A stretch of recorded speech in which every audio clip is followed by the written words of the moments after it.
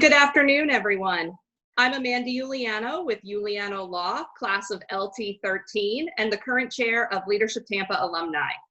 I'm so excited you are all joining us today. I want to welcome not only my fellow Leadership Tampa alumni members, but also our guests who are with us today. As I am the sponsor of this event, I'm going to be turning my sponsor remarks over to a quick video from Memorial Middle School. I'm excited and proud of our continued support of Memorial Middle this year. We had set an original goal of providing $2,000 in support to Memorial Middle, whether through fundraising or through supplies, and I'm very happy to report that we've already surpassed that goal. So we have now upped our goal to $5,000. We are currently conducting a school supply drive through an Amazon link, which will be available in our Monday emails. Please be on the lookout for that. So now we'll go ahead and play that video from Memorial Middle. Hello, Leadership Tampa alumni. My name is Tiffany Stewart-White, and I'm the school psychologist here at Memorial Middle School.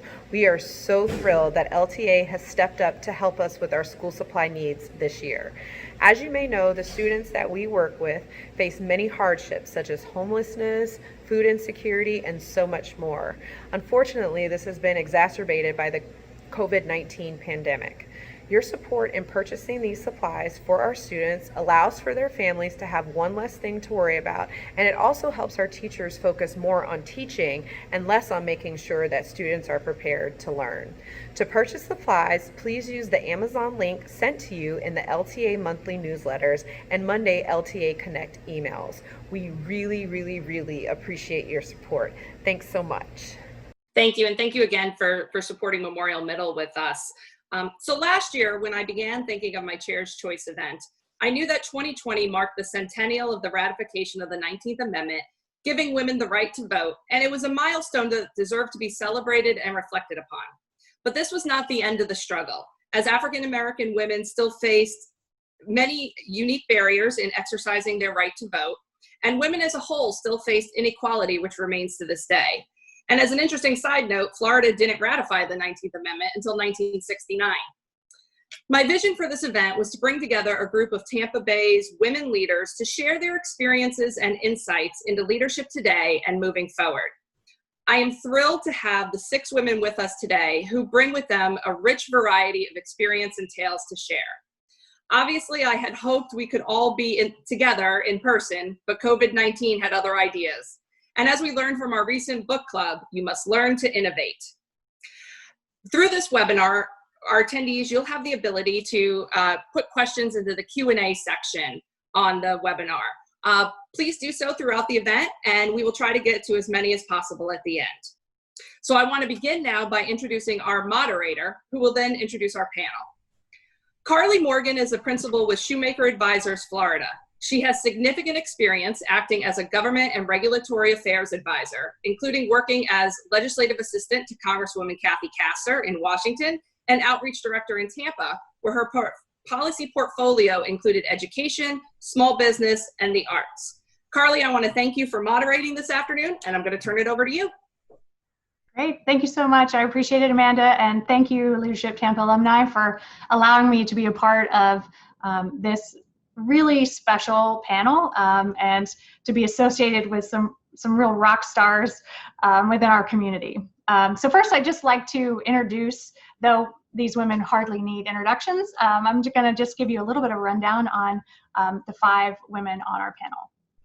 First is Fentrice Driskell. She was elected to the Florida House of Representatives in 2018, representing District 63, which includes parts of Carrollwood, Lutz, the University of South Florida, and New Tampa. As an honors graduate who received her degree in government from Harvard University in 2001, Representative Driskell was the first African-American woman to be elected president of Harvard's Student Government Association. She is also a graduate of Georgetown Law School and is a practicing attorney. During the last legislative session, she spearheaded the state effort to ratify the ERA, and she serves on the Florida Commission for the Women's Suffrage Centennial. Sandy Murman was elected to the Hillsborough County Commission in 2010 and is now in her 10th year serving District 1. She was elected by her fellow commissioners as chairwoman of the BOCC in 2018 and for 2014-2015. Prior to joining the County Commission, she completed 8 years as a member of the Florida House of Representatives and was the first Republican woman to hold the position of Speaker pro tempore. As a longtime resident of Hillsborough County, Commissioner Murman is currently focused on economic development for small businesses, transportation issues, fighting the opioid crisis, ending homelessness, providing high quality, critical children's services, and addressing mental health and substance abuse issues in Hillsborough County. I think we may have also seen her a couple times talking about the pandemic. Alex Sink has served as Florida's Chief Financial Officer from 2007 to 2011. Prior to elected office, CFO Sink had a 26-year career at Bank of America. She served as the Florida president from 1993 to 2000, leading the state's largest bank with $40 billion in deposits and more than 9,000 employees in over 800 branches. In 2010, she was the first female major party nominee to run for governor, a race she narrowly lost in what was then the closest gubernatorial election in Florida history. In 2008, she founded Roots List Florida, an organization to identify, recruit, train, mentor, and elect more Democratic women at both the local and state levels. Barbara Twine Thomas has served on the Circuit Court bench of the 13th Judicial Circuit since 2015. Prior to joining the bench, Judge Thomas had a successful legal career in both private and government practice. She is the past president of the Hillsborough Association for Women Lawyers, the George Edgecombe Bar Association, and the Hillsborough County Bar Foundation. She is also a member of the National Council of Negro Women, the League of Women Voters, and among others. And finally, Melissa Snively serves as chair of the Hillsborough County School Board. She was elected to the board representing District 4 in 2014. She is one of 7 members responsible for making policy decisions and overseeing a total budget of $3.3 billion for the 7th largest district in the nation, which also is the county's largest employer. Chair Snively earned a BA from the University of Florida with a major in English and a minor in secondary education. She is a Florida Blue Key Leadership Honorary and past president of the Tampa UF Alumni Association. She has worked in the insurance industry for over 25 years and has owned a successful agency in Eastern Hillsborough County since 2001. Thank you so much to all of our panelists and welcome. Thank you for joining us. So we have a pretty broad tent to talk about in terms of the stage that Amanda has set for us, kind of on all sorts of things that women face, and using our panel of 5 elected officials to talk about those things. So I'd like to start first by asking a question to Melissa. Like so many women, you have a very full plate. Wife, mom, daughter, friend, volunteer, small business owner. Balancing all our responsibilities as women while also taking care of ourselves is a perennial and universal challenge. And when you add the spotlight of public office to the mix, I imagine it gets even more complicated. How do you balance all of these things? Well, first, thank you for allowing me to be a part of this panel today. And it is an honor to be in the company of so many distinguished women who have been so successful and continue to be so successful in all of their endeavors. So I really appreciate the opportunity to be here. And that is a universal question, I think, for many women, especially if they juggle careers, if they have children, spouses, family members. We tend to get pulled in a lot of different directions. And then, of course, adding that layer of political office doesn't necessarily take anything off of our plate, does it? So I think probably the one thing that I would advise, or that I would say, is that it's really important to know your strengths.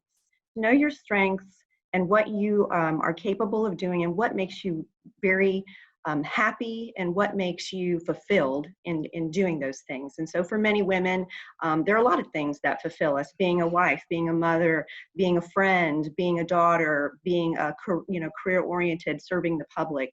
And so knowing your strengths, I think, is really important, but then also letting go sometimes and delegating the things that don't make you as fulfilled and happy. And it's okay to do that. I think as women, we tend to feel like we have to do everything all the time, 110%. And that's not necessarily the case, right? We need to know what we're good at doing, and anything else, we should delegate that. And it's okay to let go of some of that control. And it's okay that if the things that we delegate don't get done exactly the way that we want them to get done, you have to be okay with things getting done almost the way that you want them to get done. And so delegating the rest is really important in order to manage your time, because we just can't be everything to everybody all the time. And we have to take care of ourselves. And just like they tell you when you get on an airplane and they go through the emergency procedures, you put, if something should happen, you put the oxygen on yourself first, and then you put the oxygen on your children. If you are not taking care of yourself, you won't be able to take care of the people that you love the most and the people that you care about the most. So it's really important to do those things which fill your bucket, whatever they might be, and surround yourself with the people who love you the most and who are going to support you. Being in political office, it's really easy to get caught up in the negativity of things, unfortunately. There are a lot of people with a lot of opinions, and it's okay that we don't always have the same opinion as other people, especially these days. It seems like every decision that gets made is very political, and it's very divisive in our society. And sometimes we just have to agree to disagree, but be respectful in how we communicate with other people. And sometimes we have to take the high road and not pay too much attention to what's going on, for example, in social media and those types of things, because those are very easy. You could have 1,000 people that are very appreciative of you, and then one person who says something very disparaging, and you could let that ruin your entire day.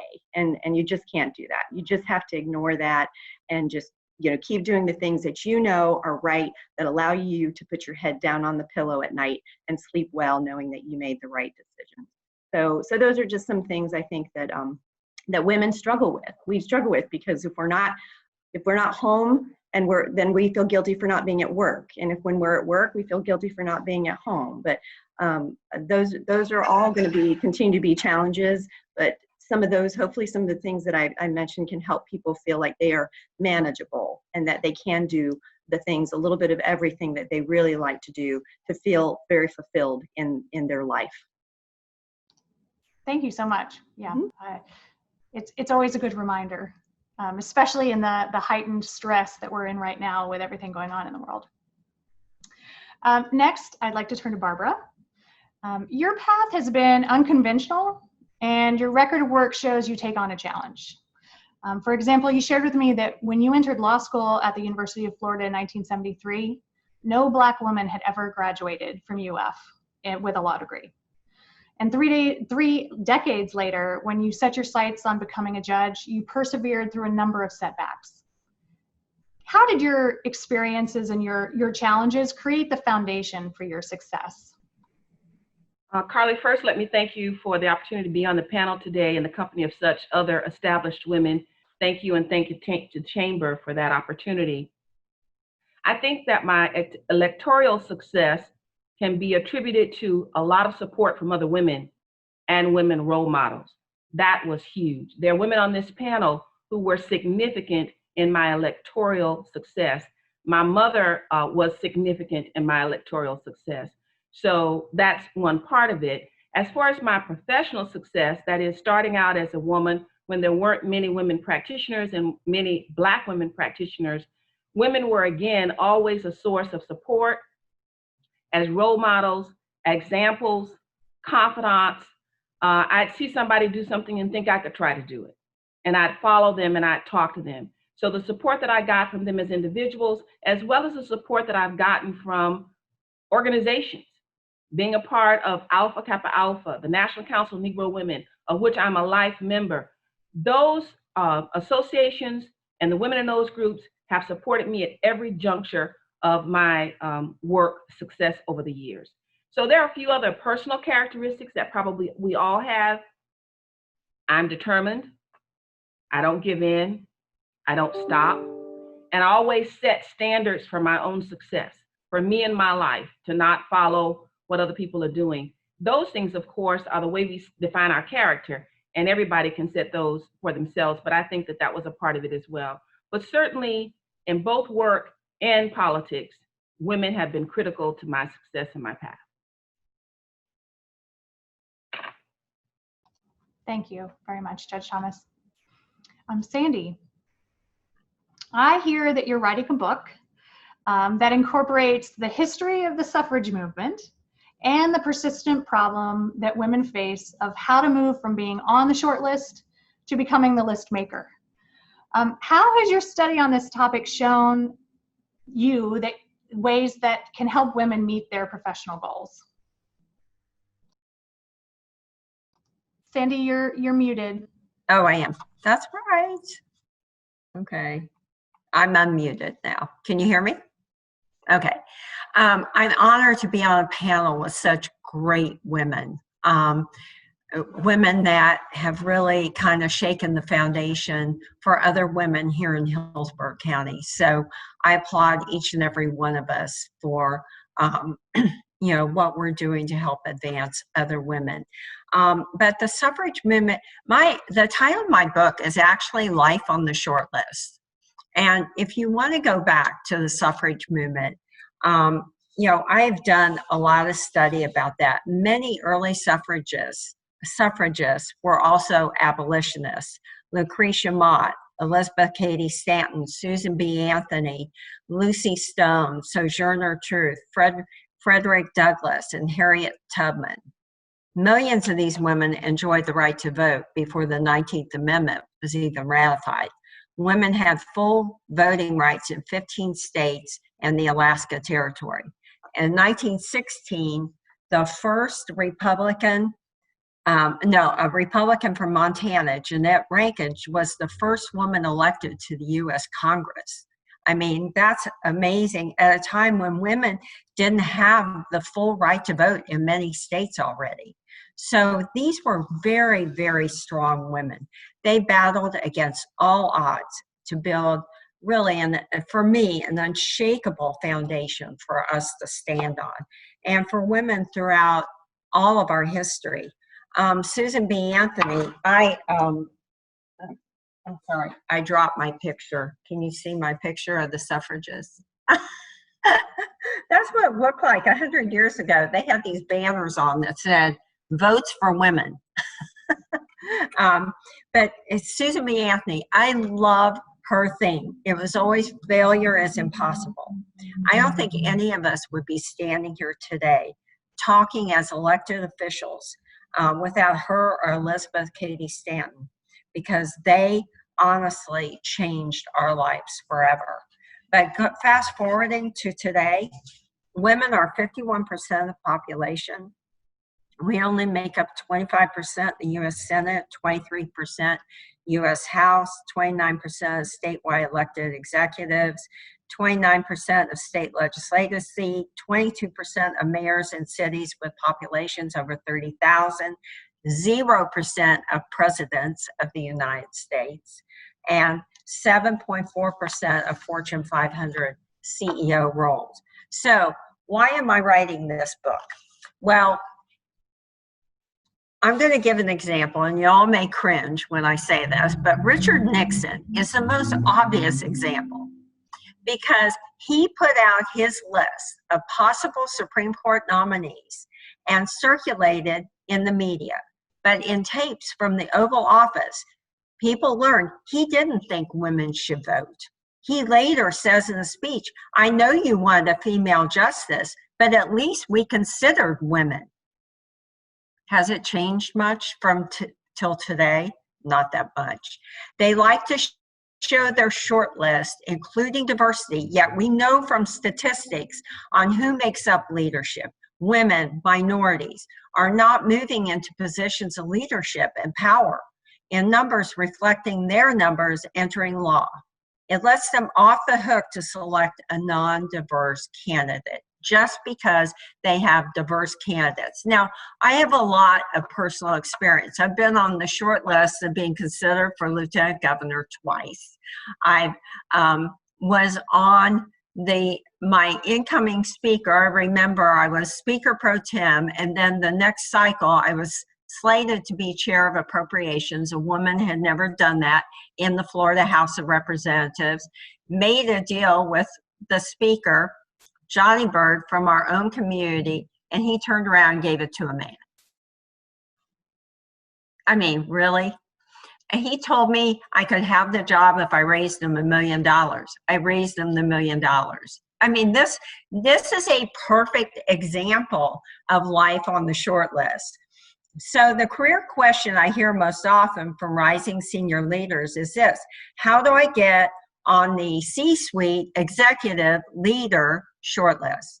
There are 1 million articles, there are columns, advice women receive from mentors on becoming the boss, yet the path narrows significantly as women ascend closer to the top slots. As a woman I came from a large corporate environment, I can honestly say there is no one-size-fits-all approach for women.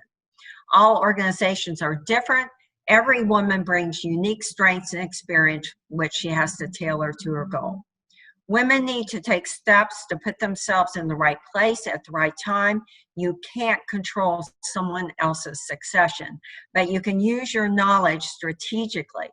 Do a deep dive into company culture. Figure out what they look for in an executive. Create a pathway to opportunity you desire. Don't always depend on others that tell you, oh yeah, you're going to be considered, you'll be it, and then it never happens. Understand the company culture early on. Identify a female executive that you can relate to and approach to be your mentor. And I think to achieve the position you seek, you have to understand you need to go beyond your functional role and get broader experience. Every organization has a slightly different framework of expected experience. Always make sure you develop multiple talents so that you have a broad range of strength that you bring to the company. And I will say this: you need to be a disruptor. Remember, we don't want to be on the list. We want to control the list. Disruptors shake things up. They make people uncomfortable. Right, Melissa? Fentrice. In order to get organizational drive change, ultimately reach the outcome we all desire. Don't be afraid to speak up if you think there's a better, smarter way of doing things, even if no one's listening to you. Women are multitaskers. We have the ability to look at projects in the moment as well as 10 steps ahead. And if you're concerned the outcome may not be what the company is striving for, you have to speak up. And you also have to state your ambition and be forthright about it. If you don't take a risk by making your objectives known, no one else will. Put it out there that you want a top level position. And somebody told me this early on: keep a journal. Put your list in your journal and be persistent, put out the effort, and you will develop the traits you never thought you ever had into getting yourself off the short list and being the list maker. And that's kind of the summary of what my book's going to be about. Okay, so make people uncomfortable. Got it. Be a disruptor, all negative things. When can we look for this book? Oh, probably, well, considering I'm a little busy right now, probably next spring sometime. Very cool. I've got the outline done. I've actually got somebody hired to help me really write it professionally in the right way. So I'm very excited because I think once you get to where I am, you've got experiences that I think other people can really benefit from so that they don't make the same mistakes. I thought just getting on the short list was such an accomplishment, but believe me, if you don't get chosen, what did you really accomplish? Right. And so it's just examining yourself and what traits you need to possess to really get yourself as the chosen one, if that's what you want. Thank you, Sandy. So kind of staying in that theme of the suffrage movement, I'm going to move to Fentrice. And I think you may be our resident expert on this topic. with Sandy giving you a run for your money, to be sure. Could you talk a little bit about intersectionality and the role of Black women in the movement? Women were not collectively banding together in this effort, were they? What can we learn from that? They were not. And thank you for the question, Carlye. And as everyone has said, I'm so honored to be on this panel with so many women that I look up to and appreciate having the opportunity to serve alongside you every day. And so talking about the women's suffrage movement, it's been very interesting to learn more and more about it. As, you know, studied it in college for sure, but being on this commission is like, you know, causing me to revisit a lot of this. And, you know, one of the things that I want to lift up is that, you know, sure, we wouldn't be here without a Susan B. Anthony and Elizabeth Cady Stanton, but also like some of the names that Sandy mentioned, Commissioner Murman mentioned, that's, you know, Sojourner Truth, and we wouldn't be here without a Mary Church Terrell, and we certainly wouldn't be here without an Ida B. Wells. And so what really happened is there was a movement for rights for Black men as well, for voting rights. And Elizabeth Cady Stanton and Susan B. Anthony did not want Black men to have the right to vote unless women were included in that as well. And by women, they pretty much meant white women being included in that as well. So Black women were always on the back burner when it came to the women's suffrage movement. So then you move forward a little bit and you have a leader like Alice Paul, who organizes a march in Washington for women's suffrage in 1913 on the eve of President Wilson being sworn in as, or inaugurated as president. And there was such, I guess something else I want to lift up, because this took place over multiple days. It was really interesting, the violence against women that took place during those marches. And I do see a link from that to the violence that we saw later on in other movements, and even sometimes that we see in marches today. There's something about confronting power when that power doesn't want to let go, that it reacts very violently. But anyway, I digress. So, you know, we have this big march about to be planned in Washington, D.C., and you have Black women who traveled from all over the country to be there, including an Ida B. Wells who traveled from Chicago. And she gets there and is basically told, we don't want Black women in this march. And if you want to march, we'll have a space reserved for you at the back. Now, she decided not to march, but then you had other women who did, like a Mary Church Terrell, and you also had the Delta Sigma Theta Sorority Incorporated, for whom that was their first public act of service, was to march, even though they were relegated to a space in the back. So what can that, you know, what can all of that teach us? And then we have the 19th Amendment that passes, but we know that Black women don't really get the right to vote until the Voting Rights Act passes in 1965. So, you know, what does all of that tell us? I think what message that is telling us is that, you know, we have to be very careful about advancing rights for some and not rights for all.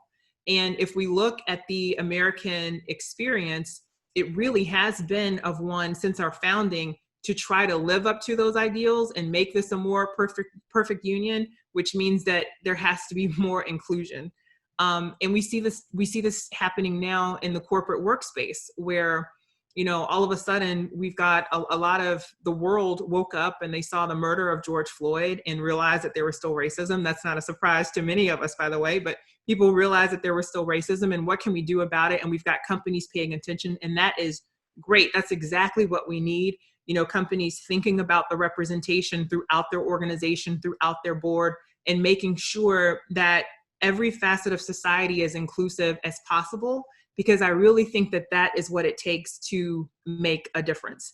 When we get to a level where inclusion is not just a buzzword, but it really is, organizations are saturated with not just diversity, not just numbers, but also with that inclusive aspect, then you have different gatekeepers. And when you have different gatekeepers, that's how you have different outcomes. So to me, what happened in the women's suffrage movement then is very related to every movement that we've seen since then, because the quest for equality is a similar one, whether it's across gender or race, you know, just to make sure that people are treated fairly, not just equally, I should say, also equitably, so that we can all have a seat at the table. Carlye? Yeah. I love that Ida B. Wells story. And as I think that what happened is she was asked to not be in the parade. She avoided the confrontation, and as it got started, about midway, she just eased her way in. I like that too. Ida B. Wells didn't let anybody count her out. Ida B. Wells didn't let anybody else tell her what she could and couldn't do. And she certainly didn't let it stop her. So I love that story, but it's also a classic example of how today we're all here in love and harmony, but we have to remember that those struggles among women within their own circles for various reasons exist today. And we frequently don't talk about them, but they're real. And so we have to be cognizant of that. Thank you, Fentrice. We got to be cognizant of that because it's very important in our current struggles and movements today. Yeah. And Judge Twine Thomas, you raise a very important point about being cognizant of it because, you know, what we know about structural racism, which I think we could say the same thing about structural gender bias, is that it doesn't always depend on individual intent, right? It's just kind of like these subconscious and implicit biases that that work together to hold one group back or, you know, favor whatever group because of particular characteristics. And so that's why it is important for us to try to de-bias and be conscious and be, you know, accepting and inclusive as much as we can in whatever organization and capacity we find ourselves in. There are always counter interests. And even in today's world, not just with women, with the current Black Lives Matter movement, all of these things have counter interest. And we have to be people who have values and know what we're really dedicated to so that we don't get sidestepped by those kinds of issues. So back in the suffrage movement, it was a balance of women and Black men and all voting. We have our issues today too. Be cognizant of them. Thank you. Yeah, actually a Leadership Tampa alumni member and I were having a conversation recently, and she brought up, you know, the very positive corporate reaction that we've seen to Black Lives Matter of inclusion, but we're kind of getting to the point where they've said it. Now they've got to actually put it into action, right? And that's kind of the next step that we'll all be watching for, right? Thank you. Okay, so Alex, you ran for office after a full career, and since leaving office, you've done a whole lot to help other women get elected. Why is it important that women be represented in elective office? And can you, I mean, I think we know that there are barriers for women to run, but can you kind of talk us through what those are and why they exist? Oh, you're muted. All right, there I am, right? Thanks a lot, Carlye, and like all the other four incredible women in this panel, I hope our audience is hanging in there and enjoying. I'm enjoying hearing the commentary of all the other women, and I'm going to pull together some of these threads. But you know, the first question is, well, why do we need more women in elective office?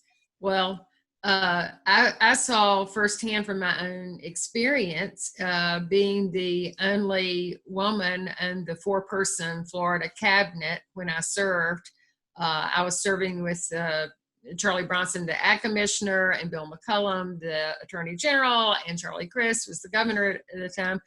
Often, more often than not, the fact that I had kind of the woman's perspective on an issue that came up. Let me give just one quick example. The cabinet sits as the Board of Executive Clemency.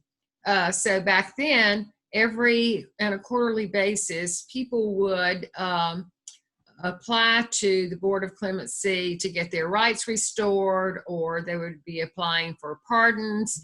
And part of the process is that the victims of the crimes that had been perpetrated by these applicants had permission to come and speak. And quite a number of the applicants were men who had been accused of sexual crimes, or they were sexual predators.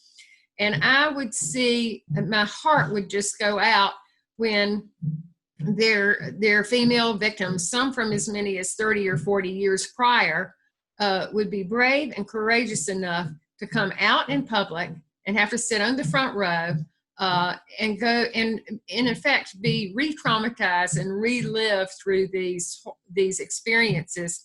And you know, I was the woman on this Board of Executive Clemency who made it possible for these women to be able to give their testimony through a video, so that they would not have to go through the trauma of reliving, coming face to face with people who had assaulted them.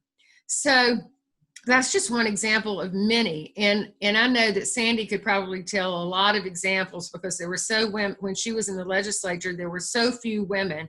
And sometimes as a woman, you just hold your hand, you have to hold your hand up and say, hey, wait, there's a different perspective here, even as a woman or as a mother, or certainly as a protector of children.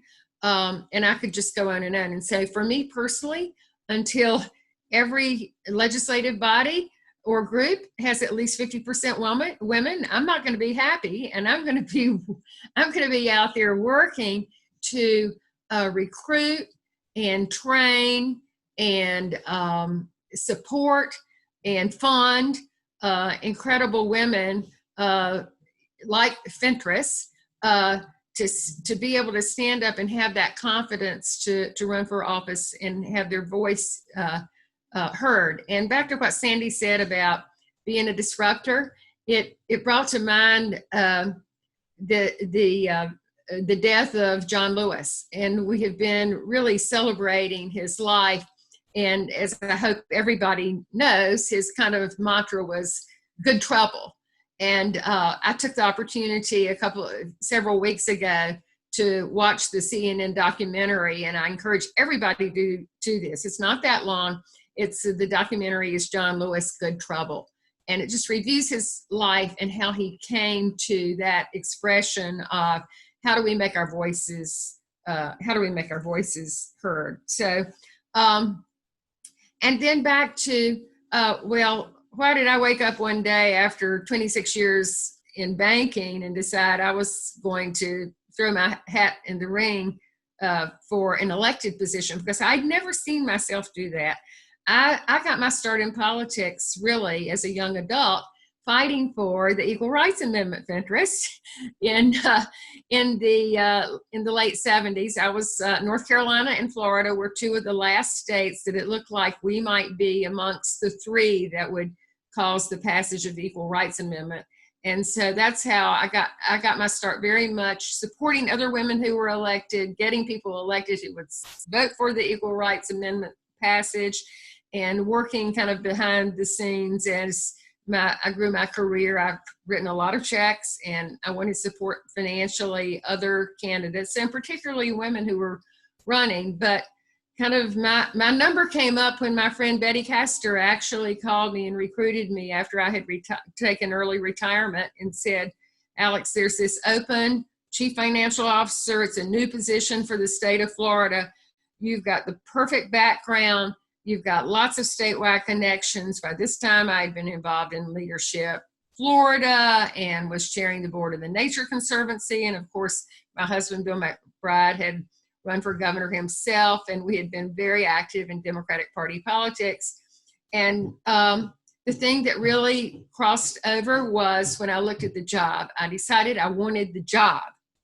And so I think that's really important now to think about people running for office. You have to want to do the work. I'm looking at Melissa right now.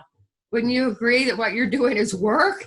You have to have a passion for not the glamour, and not running for office, and not being a political animal. Because sometimes we've got people who get elected because they're just pure, they just love politics.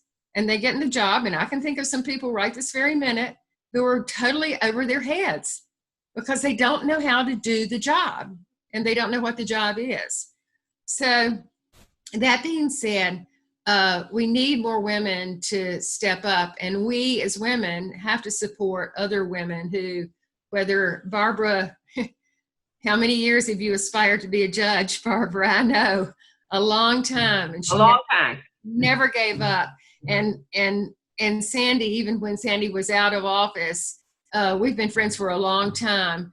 And Sandy is so passionate about children's issues. And I was really happy to be able to appoint her to the Florida Healthy Kids Board when she was out of office. And, you know, I didn't care that she was Republican or Democrat. I cared to have somebody who was really passionate about kids' issues serving on the Florida Healthy Kids Board. So I am just saying, I started the, and I'll shut up for a minute, but that's why I started Ruth's List Florida, an organization to recruit and train Democratic women.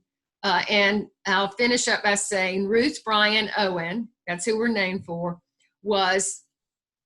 got herself elected in 1929 as the very first woman from the South elected to the Congress of the United States. And she was from Florida. Her district ran from Key West to Jacksonville. And she piled in her car as a single mom with her kids and just drove up and down. There was no I-95 then. She drove up and down probably US 1 and got herself elected. And then she was eventually appointed by Franklin Roosevelt to be the first female US ambassador to serve our country in the country of Denmark, and then went on to the United Nations. So she's our shero for Ruth's List Florida. Thanks. Thank you, Alex. And you have started to hit on some other topics that I hoped we'd have kind of a larger conversation around. And maybe first, if you'd be willing, Barbara, you could tell us a little bit. We started to talk a little bit about your journey to becoming a judge. One of the questions that was submitted in advance from LTA members is around, you know, what the community can do to help encourage women to run for office. So maybe we could start with your personal story and kind of let the other panelists add on to that. Well, certainly I'll tell you about my journey, but I can't resist the opportunity to acknowledge Alex. Her work supporting women formally, structurally, began long before Ruth's List. I first met Alex 22 years ago when she hosted an event in her home, she and Bill, for a woman who was running for office. And I came out and met her for the first time. She's been an inspiration to me, and I'm sure to many other women since that time. So you know, sometimes you're just doing what you do, and you're inspiring other women. You're setting the example. You're showing support that is so critical to women and their success. So my journey hopefully will be an example to others. I first applied, you know, here in the state of Florida, you can be a judge either through appointment or through election. I applied in 2008 for the first time. Brief summary, I applied 8 to 10 more times thereafter. I was, Sandy, shortlisted several times, got interviewed by the governor's office. And that just convinced me all the more that I truly was qualified. But the reality was I was never selected. At some point, I had to make the decision that I wasn't going to attempt to seek the good graces of the governor, but rather I would seek the approval of the electorate. And so then I chose to run. I ran for the first time in 2012 and was defeated by Judge Francis Peroni. There were 2 women in that race. Judge Peroni won that race. I was devastated. I was devastated. That race ended in August of 2012. And in 2013, people had already started to run for judge for the 2014 election. Somebody in the community called me and said, you know, they got 4 vacancies over here. You better get your name on the list. People are signing up already. Somewhere in me, I mustered the strength and the faith to get involved. 2 more people got in that race. I made it in a runoff, and in November 2014 was ultimately elected to the seat I currently hold, and I was reelected unopposed in April of this year. And so it's a long journey that started back in 2008, formally seeking office, but I think the things I prepared in my life before created a foundation where ultimately I was able to be successful. So to anyone who thinks that they're interested, don't think it's an easy ride. don't think it comes without some challenge and defeat. And one of my favorite expressions is a lot of times your success rests comfortably right behind your failure. And so you have to fight for it. So there are lots of people along the way, Alex included, Fentrice included, who encouraged me in many, many different ways. But inside of you, you have to have that kernel of hope and confidence that lets you know, I'm going to do this. And then to go out into this broad, big county and seek the approval of the voters. So I hope that that encourages someone to know that they can if I can. And I just want to mention and lift up, I believe Judge Twine Thomas was only the second Black female judge elected in Hillsborough County to circuit court. And that was in 2014, which shows you we have quite a long way to go. Right. Absolutely. Would anyone else like to talk a little bit about what people who helped you in running for office or ways that you would suggest supporting and encouraging other women to run for office? I've always tried to encourage women and support women who, want to run for office, whether it's school board or commission seats or house or any seat, really. I think the more choices that the electorate has, the better. But I do believe strongly that, women give so much, add so much to the perspectives that people have, just like Alex was saying earlier, giving a different point of view to so many different issues that affect citizens. I was going to say Floridians, but really just, citizens in our country. And so I think it's really important for women to not get discouraged by the job description, because, we know in our careers or in corporate America, if you take a man and a woman and they're both looking at a job description before they decide to apply for a career, the woman will want to have a much higher percentage of, or feel that she's qualified to a much higher degree before she'll apply for a job, whereas a man may only feel like that he qualifies for 50% of what's on the job description, and he'll go ahead and take the leap. Right? And women, we have to have about 80% of the job description down before we want to take that leap. And I would say, hey, look at the job description, but sometimes you have to do a little on the job training, and that's okay. You will learn some of the job description while you're on the job, but don't be afraid to take that leap. You just have to understand what you're getting, what you're getting into and the time commitment that's involved in it.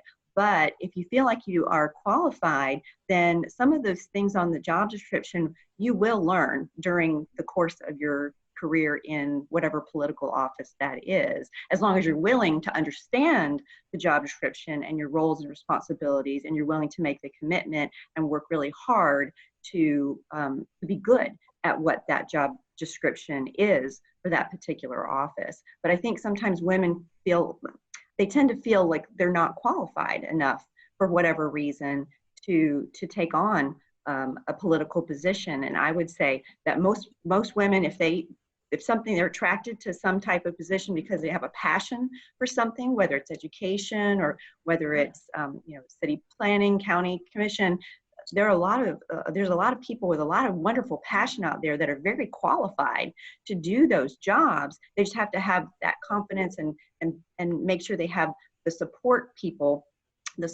in place around them that will help them get to that point. And so I would never discourage anyone if they felt very passionate about something to make sure that they understand the job description and understand the commitment, but don't be afraid. Don't be afraid to apply for it. And don't be afraid to file for an office, because the chances are really good. They're going to be good at what they do as long as they understand what's expected of them. There are two things you can do to encourage a candidate. Give her a check. And the next thing you can do is offer to help. Mm-hmm. And that will always go used. And any person can help. Any person can help. I made a commitment when I ran that anybody who came and offered help, I would give them specific tasks to execute, and it made a big difference. Write her a check and offer to help. I'd say probably the flip side that comes with that as the candidate is when they say they want to help, give them a job, right? Mhm. Okay, so I'll just pause unless someone else has something they'd like to add on that. I'll pause just to remind everyone who's listening in that you can submit questions on the chat feature. There's a question and answer portion, and we can open it up to anyone on the panel for your question. We've had a couple come in already, so I might just move to a couple of those with our remaining time. Okay, so the first one here is, Florida has not ratified the ERA. Should we sign on? How do we get there? Fentrice. I'll start with this one. So yes, Florida should sign on. And how do we get there? I think in order to get there, we do have to have a legislature that is more reflective of what the body politic actually looks like in Florida. So I have a friend who always jokes that Florida has the population of California, but the legislature of Mississippi. And what he means by that is because we have, it's so tilted in favor of one party. And please understand that I do not believe that any one party has the right ideas, all the right ideas. I'm a Democrat. I love working across the aisle with my Republican counterparts. I feel like that is the best way to get things done, when we can truly have competition for ideas. And hash those out and arrive at the best idea that's going to be the best for the people of Florida. So I think part of the way that we get there is that, truly if the public wants it, put pressure on us so that we can make sure that we are listening to you. And then beyond that, I do think that it serves the people of the state better when we have a legislature that's more reflective. And that is in many different ways, whether it's gender or race. I think right now the Florida Senate is a little above 30% women, but the Florida House is still below 30%. And that's just not okay when Florida's population of women is just above 50%. We need to do a better job of having a legislature that reflects the rights and the diversity of the people. Okay. Okay, so Fentrice, you've actually got another one waiting here for you as well. So it says, Black women, as were LGBTQ, even by Black organizations. Black women, because of fear, including, I'm sorry, I'm having trouble with what that question says. So we're going to move on with that from that one. Resend One it. second. Yeah. Sorry, now my technological shortfalls come into play. Okay, so here's another one. So how does an ordinary citizen impact public policy beyond just encouraging other women to run for office? I think that people can impact public policy by simply pursuing their own personal passions. If you have a love of children, then you should be the best PTA person, the best organizer for children's activities and events and Head Start and whatever it is. If you absolutely believe in the environment, then become the environmental advocate in your community. By pursuing genuinely your passions, you create a message and a voice that speaks clearly to those who are elected officials regarding what your interests are. And even here in court, there are people who are advocates for victims. They make their presence known, and that weighs in. So there are many ways for individuals to weigh in for policy, and I would encourage them to pursue their personal passions, whether through organizations that exist or that they create and form, and pursue it seriously, diligently over a number of years, and it does make a huge difference. And I would add to that, and thank you for answering that, and I would add to that how important it is to cultivate relationships with the decision makers, because a lot of people don't understand who makes the decision. And it's really important to first identify, if you have a certain passion, whether it's children or, I also advocate for insurance industry issues, and you have to understand where the decisions are made and who makes those decisions. And you want to have to establish relationships with those individuals. So when we have an education issue or there is an insurance issue, and I will vouch for Fentrice because she has been fantastic to work with on both of those issues, because some of them lean certain ways, but it really doesn't matter, because at the end of the day, you have to do what's right for people and what's right for the citizens of the state. But it's really important for me to have a relationship with Fentrice, and it's important for me to have a relationship with the people who make those decisions, and cultivate those relationships, and not only call them when you need something. You need to always keep the doors of communication open back and forth, and also support those people, support the people who make those decisions, whether it's through political support, whether it's through financial political support, whatever it is, because those people who make those decisions remember that. They remember the people that helped them get into that office to gain the ability to make those decisions. And so, Fentrice and I think, have a really good relationship with each other that started after she was, as she was, getting ready to take public office. And I'm very proud of the relationship that we have, and the relationships that our school board members have with our state legislators, because we know that so many decisions get made on a state level for education issues, and we want to make sure we always have good relationships. We may not always agree on everything, but we always will respect each other and be able to communicate those issues with each other and use each other as resources, because legislators have certain issues that are important to them too. They may not be an expert in every single issue, and they do depend on people like us, or regular citizens, to help educate them on some of those issues and how they impact the decisions that are made, how they impact the citizens at the end of the day. So I love creating and cultivating relationships with our policymakers. I think that's really key for people to get involved and make sure their voices are heard. Carlye, I want to put a plug in for the Tampa Chamber. Because that's I think another way to get involved is to start if you're a business person or a professional, to get involved with the chamber and get involved in committee work, which is built around issues of importance to small businesses, large and small, and also professionals. And I've gotten so much benefit out of participating in chamber trips and chamber activities. I've been able to make new friends and meet people that I wouldn't ordinarily meet in my, in some of my circles.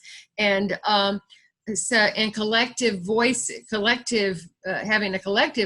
can sometimes enable you as an individual to find others who are like-minded, and then you become a group or an organization that's going to approach Melissa about a school board issue, or Sandy about a county commission issue. So there are, I think we are so lucky to have such an effective Chamber of Commerce in our community, who really does have a bipartisan and nonpartisan voice just for promoting the economic health and also social welfare.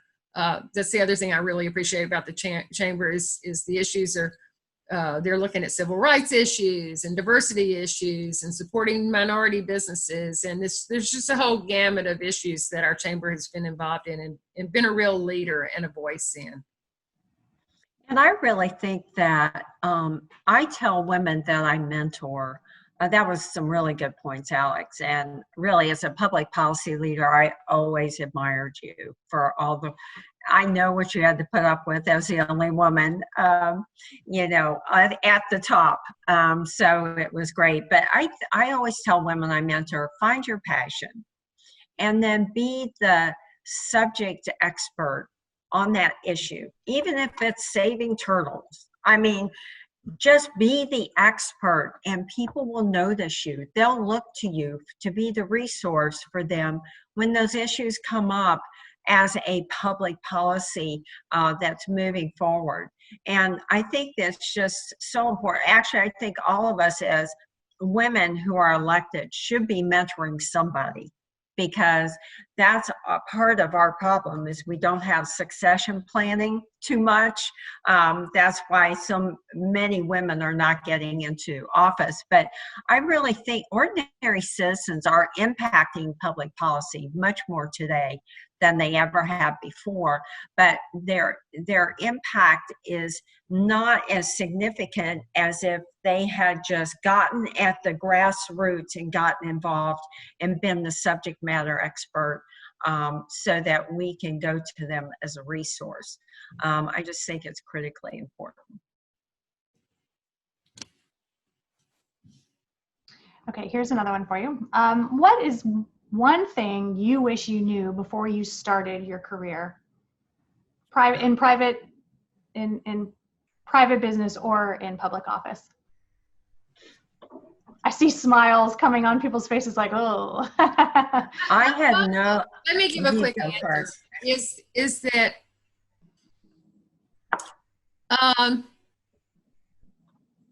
I was too naive and about not understanding that this is going to sound cynical, but people will approach you with what they approach you with is not necessarily what they're really after. So I think I wish I had grown what I give a whole speech about growing antenna and having your little antenna up there, and somebody's telling you something and you've always got to evaluate what is their motivation, what is their background, are they really being forthright and honest about what issue they're advocating for or what their opinion is, or is there something else behind the scenes? And particularly everybody here who has ever dealt with a lobbyist, you have to understand that lobbyists, you may have a personal relationship with a lobbyist that of trust, etc. But at the end of the day, lobbyists are hired by clients, and they're always there representing. It's not like Susie Q lobbyist you're talking to. You're talking to Susie Q, whose voice is has to be, because she's being paid by whoever her client is, and that client's interest may or may not be what Susie Q really believes or thinks of. And so you've got to really grow what I call those antenna. And I was very naive at that early in my business career as well as in my political career. I think in going from a private life to a public life, there was no real difference in the male chauvinism and the good old boy network. I mean, and actually, I'm not sure I see that much of a change today. If women have got to be smarter and start building their own network. And when I hold up the journal, I mean, you need to be making a list of people in your network and build a strong network. That's what men do. But I do think that I had no idea. I thought hard work and results would get you where you want to be. But you just hit that major stop sign of that good old boy network, and you gotta fight and crawl and just be persistent till you can't do it anymore. Sometimes you succeed and sometimes you don't, but it's definitely a learning experience. And going back as far as I have, because when I worked for Xerox, I thought I was #1 in sales for probably 6 months. Did I get the same accolades the guys did? No. And it's the way it is, but we can change that. We can change that if we start to build our networks and be those list makers that I think we need to be. I think I realized it when I sought public office, and I don't necessarily regret it, but you basically become a public person in the grocery store, in the hair salon, when you're getting your car washed, when you're at the mall. People know who you are. They feel that they can approach you and talk to you. They feel that there's some degree of ownership and accountability. And so basically you're never off. And you genuinely have to, if you seek public office, use your authentic self, be whoever you are, and you're going to have to be that until you decide you're not a public person any longer. And so I was surprised by that. I really did think I could still put my sweats on and go to the grocery store. I don't think so. And I also thought that I could be anonymous. I thought that I didn't know anybody in Sun City until I campaigned. And so if I'm in my grocery store in North Tampa shopping, I'm not going to have to worry about that. That's not true.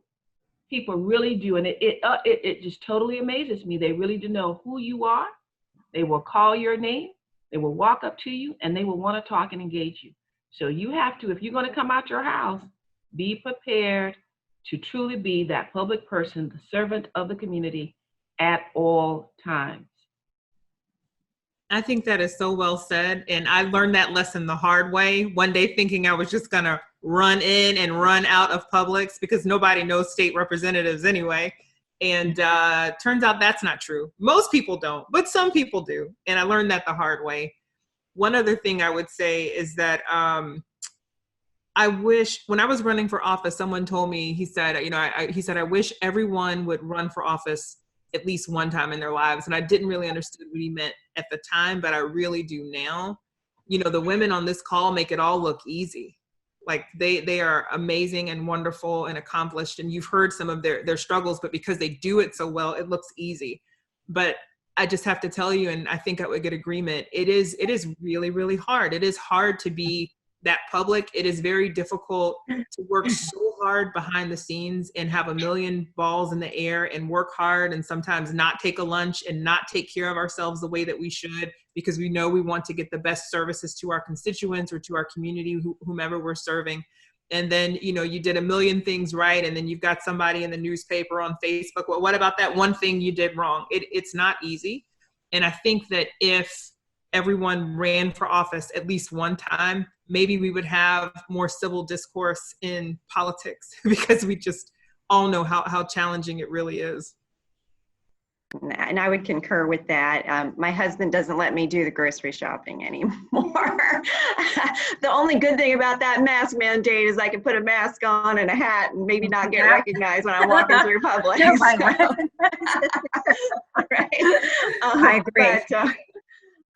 But yes, I think that and surprisingly, and I don't know if everyone also kind of has gone through this, but specifically with the school board, a lot of people don't understand what a school board member does. And so I've had to constantly and consistently educate people about what the job responsibilities of a school board are, because they get them very much confused with the job responsibilities of the superintendent. And so what the challenge that creates is the set of expectations for a school board member or for any elected official when someone doesn't understand exactly what your role and responsibilities are, and they have a complete set of different expectations of what you should be doing in your role. And when that happens, I think the hardest part of our jobs is managing those expectations and continue to educate people what your actual role and what your responsibility is, and making sure that that they understand, because their expectations are really, really high, which they should be. I mean, there's a level of expectation I think that people should have for a person in public office and being that role model for other citizens and so forth. But I also think that they sometimes misunderstand what we can and can do by statute, what our role and our responsibilities, our duties are in this public office. And sometimes that's hard to manage, because you're right, you get a lot of arrows slung your direction because there's a misunderstanding of what your role or what you should be doing, and that hurts sometimes. But I continue to try and keep my head up high and continue to educate and inform people about what the role requires and what the responsibility of this particular position is. And I'll take away, always call someone's office, don't approach them in the grocery store, right? If I want to talk to them. So here's another question. What do you consider to be the most important trait for a leader to have? Be a good listener. The way leaders are leaders because they have to be problem solvers, and you can't be a problem solver unless you're open-minded and willing to. You've got to understand all sides of an issue, and like Melissa said, you're not always going to agree, but you at least have to know what the points of view are. Be a good listener, and how do you make decisions? Always think about, I've just become so big on these issues of character and integrity and trust. I think it's being a servant leader. In addition, all these things are going to be requirements, but being a servant leader, not leading for yourself, but leading for others. Always thinking of others, doing for others, and getting results for others, not just for yourself. And I think sometimes, not to be cynical, but I think politics has kind of gotten away from the servant leader aspect. And it really makes me sad because people just want their problems fixed, and they just want help. They want to know who can help them, where to go, how did they get assistance. And I think once you drop the mantra that you're not in this for yourself, that you want to help others and be that servant leader, I think people really respect you more, and you will get further in your career. And that's true in both the corporate and public worlds, right? Mm-hmm. Absolutely. And women are kind of uniquely adept at being servant leaders as moms and daughters and friends. And I would agree about being a good listener and really trying to understand and be empathetic to people's situations. Really try and stand in their shoes and understand what they're going through. So empathy and listening skills are extremely important. Just like Alex said, we're trying to solve problems. We're problem solvers. And until we understand a situation or understand what someone is going through, it's really difficult to help someone if we don't understand. And so good listening skills and empathy and doing things for the right reason with integrity are incredibly important in what we do, and not expecting anything in return. You can never expect anything. You have to do it for pure reasons of just good character and integrity. And if you can do it without expecting anything in return, you're probably in the right position. You're the right person for that. Okay, so I think we probably have time for one, maybe two more questions. And the question I was stumbling over before has been resubmitted. Thank you very much. So, and I think this one, Fentrice, I'm sure anyone can answer, but I think they intended this question for you. Black women were excluded because of fear that including them would jeopardize the movement. I'm assuming they mean suffrage movement. This was also true of Black organizations that excluded LGBTQ for the same reason. Those are difficult choices. What is the right one? That's a really interesting question. I think the right answer is to be more on the side of inclusivity. When you look at the Women's March, we're all women, right? Black, white, regardless of your ethnicity or national origin. That's a pretty big umbrella. At the same time, I do think it's important to be aware of spaces where we may be allies and not need to take a front seat, but be an ally to other organizations or other groups of people who are pushing for change. So for example, as a straight cisgendered woman, there are going to be some scenarios, believe it or not, even where as a Black woman, but that I have privilege where someone would not, who's non-binary. And so I need to be aware of my privilege in other situations and be an ally when it calls for that. And I think we also have to remember that power is not a scarce resource. And when we are all more free, a rising tide lifts all boats. And so we should not be threatened by one another's quest for equality, right? Like the goal should be for everyone to be as free as possible and to try to live that life where you have the pursuit of life, liberty, and happiness. liberty, life, happy. I'm not saying it right, but you know what I'm saying, right? You got them all in there. We all want to lead a good life, and we need to be cognizant of the times at which we should be an ally and certainly not do harm to other movements, and also be as inclusive as possible.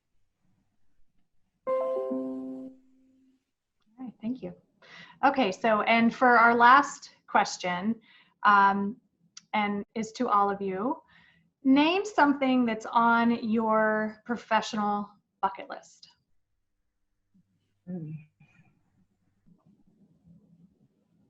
I need to finish a memo or two for my law firm. Like, I still practice law. That's one thing that people don't realize about a lot of these elected positions. You know, some of us are part-time in our work. I know that I am, and I have a job.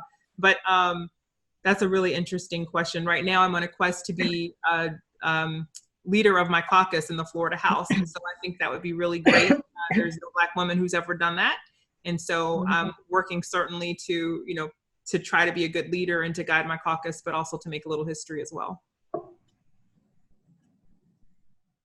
got to say, on my professional bucket list, Sandy, you've challenged me today, because I've had a lot of people encourage me to write a book, and I thought that was going to be my COVID project, although it looks like I'm still going to have time to make it my COVID project. But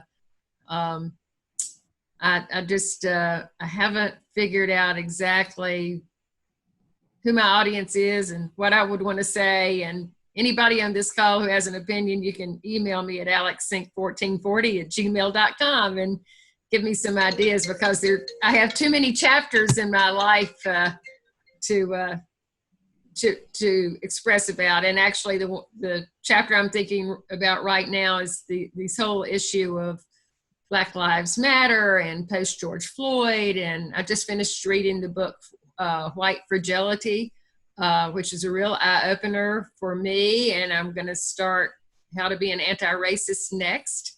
So and Eddie Glaude's book about Jimmy Baldwin. So I'm one of those children of the South that drank the Kool-Aid, and I didn't eat. All of my friends are thinking back upon what we were taught about as a Southerner, what we were talking about the Civil War, and oh my gosh, it's caused a lot of soul searching and heart wrenching on my part. So that's on my bucket list. Thank you. My bucket list is very personal. I'm looking forward to my 50th anniversary as a licensed practice lawyer in the state of Florida. Oh, cool. Congratulations. I'm hoping that I make that and that I'm healthy and fine. And I have a son who's a young lawyer. And so I don't really know what's going to happen on his career path, but I have these fantasies and visions of the two of us doing something that complements each other in our work at some time when I'm retired from being a judge and when he's still practicing. So those are two very personal matters, but he probably doesn't have a clue as to how happy I am that I have a child who works in the area that I have enjoyed for so long. How long do you have to go to get to your 50th anniversary? I was licensed in 1977, and so I have 7 more years. I raised my hand in Polk County in May of 1977. And so the Florida Bar has an annual celebration, and God willing and God spares life, I will hopefully do that at the Florida Bar annual meeting in June of 2027, wherever that is. I'd say politically, I'm just trying to get through this pandemic chairmanship, if you will. I survived to November. I'll be good, and I have a couple more years on the school board. And I'll be interestingly, the most tenured school board member, even though I've only been on the board for 6 years after November. So that'll be interesting. But politically, I don't have any particular aspirations at this time. I was told by a very wise person many years ago that don't go looking necessarily for political Right. office too hard, it will come find you. It will tap you on the shoulder, and you'll know when it's time. And so I kind of use that as my philosophy with political aspirations. I'm just going to see what happens. And timing is so critical when it comes to making those really important decisions. Professionally, for my insurance career, I'm working on trying to be one of the top 5% State Farm agents in the country. There's 20,000 agents in the United States, and I want to be in the top 5% because it allows me the opportunity to do other things like run for public office. Once you get your agency up and running and you have a really good team of professionals working with you, I apologize, my house phone's ringing, but my mom. But when you get your agency up and running to a certain degree, then it allows you some flexibility in your time to take care of your family, to do the other things that you enjoy in life, and like serving the constituents in my district as a school board member. So I'll continue to work on my career that way. Well, since we're among friends, I can say what I have whispered to many of my friends for past. I would love to see a female Speaker of the House. And if I ever got a chance to go back to the House, I would make sure that happens. Because I see what happens in the Florida House, and the fact that the women still are not being recognized in major positions. And it's very frustrating. People like Alex, myself, gosh, I think of so many women that have been Senate pro tems, they've been Speaker pro tems, but have they ever gotten to the top? And no. And, you know, and still, you know, fight for the people of Florida, especially our children. Well, thank you all for spending this time with us and sharing a little piece of what your journey has been. And, you know, it takes some vulnerability to answer some of these questions. And I know I've learned from it and appreciate it. And I imagine that many of the people in our who are listening in feel the same way. So with that, I will turn it back to Amanda. Well, thank you, Great Carlye. job. And thank you, all of you. I can honestly say this was beyond my wildest expectations. I've truly enjoyed this 90 minutes of my day and my week. And I can't thank you enough for being here and sharing all your insights. I want to thank our LTA members that joined us today. And Carlye, fantastic job moderating. That was just, thank you so much. For my LTA members, we've had a couple of requests, so we're going to put the Amazon link in the chat for the Memorial Middle School drive if you'd like to donate that. To that, I also want to let you know about our next upcoming event on August 20th is our annual LTA reunion. This year, we are still virtual. Thank you, COVID. But we are trying something new. We are going to be using a new platform called Remo, which if you were at the Hobnob that the Chamber did, it was that same platform. But it's going to allow you to actually network with your fellow LTA members and not just have a Zoom meeting. So we're really excited about that. Registration's open. I hope to see you there. And for those guests and for those LTA members who may know somebody who's interested, we are currently recruiting, and we're going to be opening applications for the next Leadership Tampa class, LT 2021, which is coincidentally going to be our 50th class. We are super excited. It's going to be a great year. You know, we're planning it. It's going to start in January, and we're working around COVID, but we're really excited. So if you know of anyone who's interested, August 28th, applications open. We're going to have a few information sessions and some information online. And other than that, I want to thank our panel and Carlye once again for taking the time today to be with us, especially as I told them before we started the webinar, when I planned this, we were not in the middle of a global pandemic. And I know they've all been, you know, very incredibly busy with that. So especially to take time on top of that to be with us, I really appreciate it. So everyone, thank you again. Have a wonderful weekend. Please stay safe out there.